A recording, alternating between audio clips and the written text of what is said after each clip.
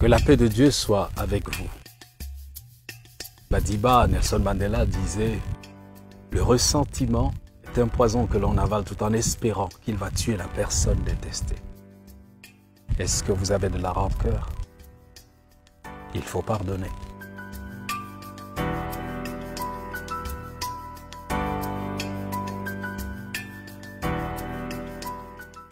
Notre petit monde est déchiré par des conflits, déchiré par des relations brisées. Pourquoi? Parce que cet homme a investi toute sa confiance sur une femme. Il lui a donné toute sa confiance, il lui a tout donné ce qu'un homme pouvait donner. Et cette femme est partie avec son meilleur ami.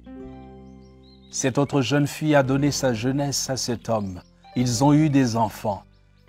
Et puis un jour, elle apprend qu'il est parti et refaire sa vie avec une autre fille, une jeune fille. Qu'est-ce qu'il faut faire? Faut-il pardonner? L'ami qui poignarde son ami? La mère qui est calomniée par sa fille, qui est accusée d'être sorcière? Notre monde a besoin de pardon. Et je voudrais me souvenir toujours de cette expérience qui s'est déroulée en Afrique du Sud lors de la commission Vérité-Réconciliation après l'apartheid.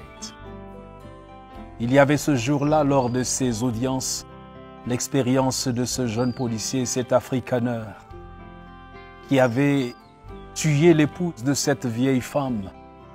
Et il témoignait, il disait ce qu'ils avaient fait subir à cet homme.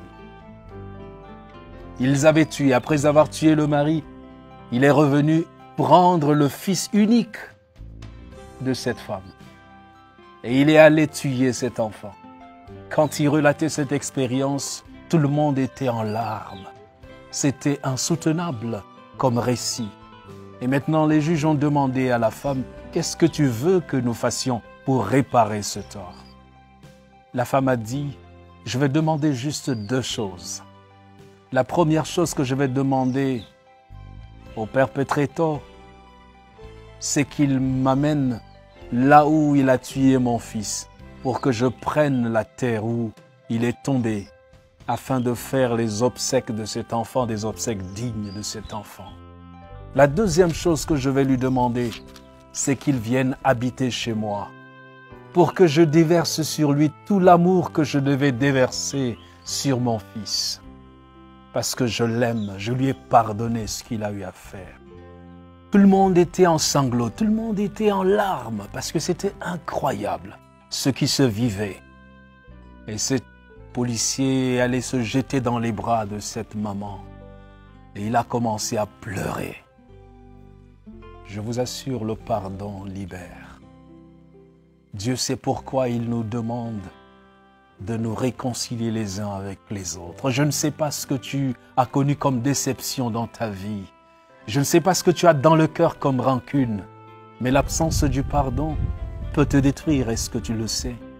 L'absence du pardon, la rancœur en toi peut causer des maladies terribles comme le cancer et nuire à ta santé.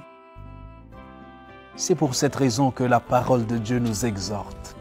Dans Éphésiens au chapitre 4, le verset 26, la Bible dit « Si vous vous mettez en colère, ne péchez point, que le soleil ne se couche pas sur votre colère. » L'exhortation de Dieu est au pardon.